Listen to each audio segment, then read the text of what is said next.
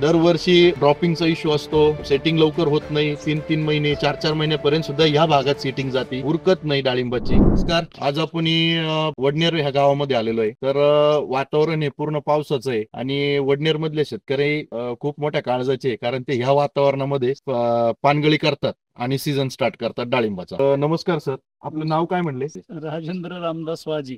त्यांचे 900 झाडे डाळिंबाची जुनी बाग आहे. दरवर्षी ड्रॉपिंगचा इश्यू असतो, सेटिंग लवकर होत नाही, 3-3 महिने 4-4 महिन्यापर्यंत सुद्धा ह्या भागात सेटिंग जाते, उरकत नाही डाळिंबाची. तर यावेळेस ते fourteen agro plant pro family बरोबर ते जुडलेले. तर या वर्षी सर पहिलं पाणी कधी दिलं आपण बागाला पानगळ केलं?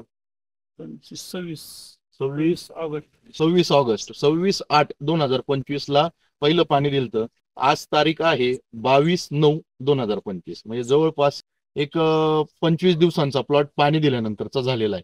तर या 25 दिवसांमध्ये फुलकळीचं प्रमाण आहे, फुलकळीचं प्रमाण आहे, पण त्याच्यामध्ये पण 2 प्रकार असतात. नराचं प्रमाण पण आहे आणि मादी कळीचं प्रमाण पण आहे. पाऊस चालू आहे, 8-8 दिवस सूर्यदर्शन होत नाही, बरोबर ना? 8-8 दिवस सूर्यदर्शन होत नाही.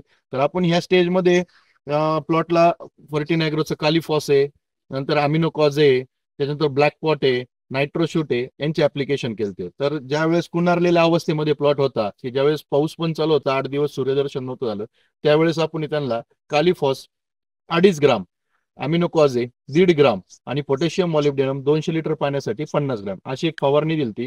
त्याच्यानंतर ड्रिपमधून ब्लॅक पॉट आहे, नंतर नायट्रोशूट आणि 044 असे कॉम्बिनेशन 2 टप्प्यात दिलते.